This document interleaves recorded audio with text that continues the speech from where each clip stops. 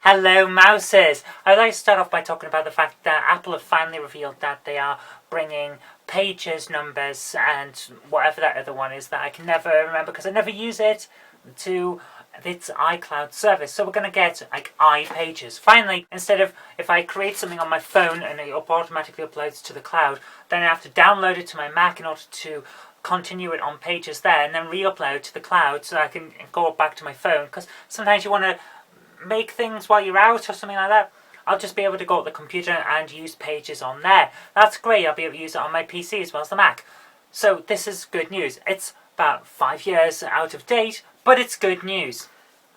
Which ties into what I want to talk about today in the main point. I've just talked about the fact that if I create something on my phone, it automatically goes to the cloud. I've got a copy on the phone, I've got a copy on the cloud. If I want to download it to another computer to work on it, I can do that, but the copy's still in the cloud and it's still on the phone. So, with this in mind, the media is ablaze at the moment about the fact that Prime Minister David Cameron appears to have authorised GCHQ people to go to the Guardian offices and destroy a computer containing secure files taken by Edward Snowden when he left from the NSA, which is very interesting. Apparently they think that destroying that copy will somehow ease the problems of potentially having that data go into the hands of terrorists. But it's not the only copy. In fact, it's almost certainly not the only copy. So, these files that they wanted to destroy were held on a computer that wasn't connected to the internet, so the only way to access these files from the Guardian's copy that was on this computer, which was secure because it was in a separate room, safely stored without the internet, is to go into that room. And they decided that the best thing to do was to destroy it in case it fell into the hands of terrorists or hackers or people like that. But it can't, it's in a secure room. You'd have to break into the building to get it. You'd have to know where it is, go to that specific computer, because there weren't copies on anything else, and get the files from that specific computer. If you've got that time, then anyone's going to be able to do it if you've got the time.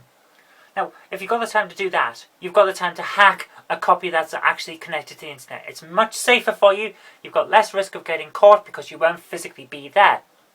But they went and destroyed that anyway. I think it's more symbolic and them being petty over the fact that the Guardian didn't just hand over the data. I think that's more what this is. The security services decided they were going to have a show of force. Because this, they've got to know, is not the way to delete files. For example, let's have a look. Let's say I've got a file, and it's a secure file. I've got this copy, and I want to make sure that if it's lost or damaged or stolen, then it's not the only copy and I'll be able to continue. So I make another copy. Now I have 2 copies. What if I give this to someone else? Now, they have a copy, and they can make another copy. So if someone comes along and destroys this copy, whether it's connected to the internet or in a secure computer that's stored underground in a basement in a vault, if they destroy it, poof, it's gone. That's true. Now, if that was my only copy, that would be a problem for me. But I've got this over here, which is my copy of the original file, which was also a copy of an original file. So there are 2 copies out there, because there's the original one that I had and the original one that someone else had, and both of them can be used to make more copies. Once this information is out, it can go and go and go and go and go. And the best part about digital is they're both the same. They're perfect replicas. You can't get rid of this information once it's out there. You'd have to destroy every computer in the world. So the idea that GCHQ have come along and destroyed a copy of this thing that was held by the Guardian is nothing more than a show of force. It can't be used to improve security because the information is already out there. If terrorists want it, they're going to get it.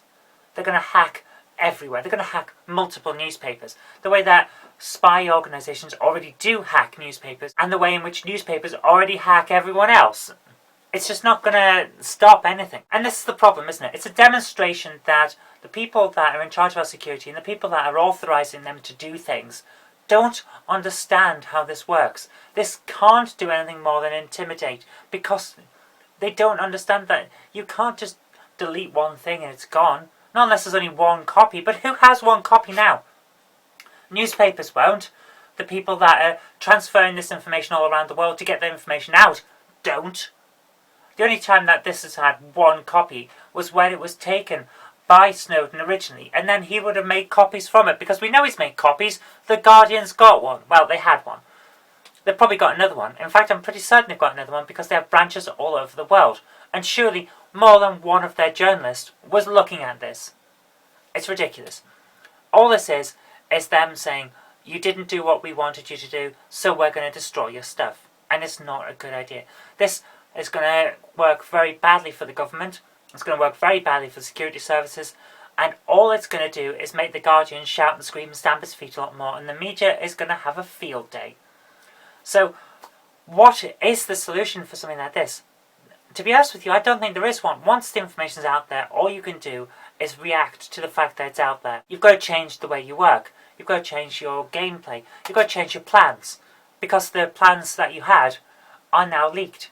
It's as simple as that. The information's there. People know about it. People have access to it. You're never going to get it back. Not all of it anyway. And even if you did, it's still out there.